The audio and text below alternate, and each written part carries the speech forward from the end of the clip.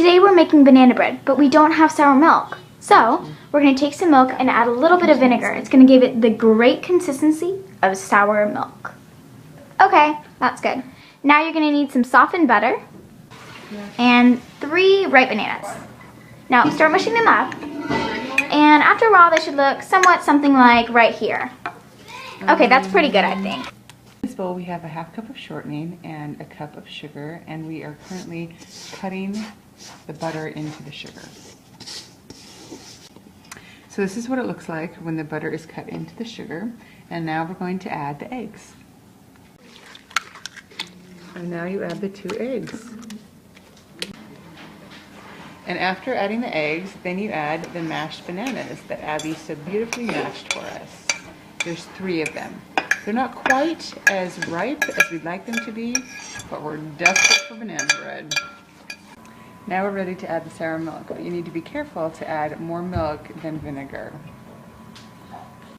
It calls for 2 cups of flour, but you want to make sure that you don't have any extra flour. So what you do is you cut this to try and even it out, and then you even out the excess.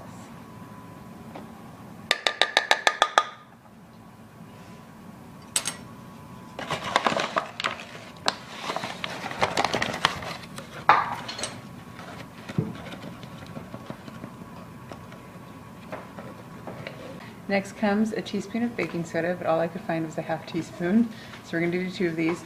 But next you have to prepare the pans, and you do so by spraying it with Pam and then putting flour in it so that the loaf doesn't stick to the pan. And now the batter is ready to be put into the pans. Then put them in your oven that is set at 350 degrees. All of them in there at the same time. Yay, they're all ready. We're getting that other one out. They look great. They've risen really high. We put a toothpick in, and if it comes out clean, then they're ready. They're great. Now, let's bring out that big one.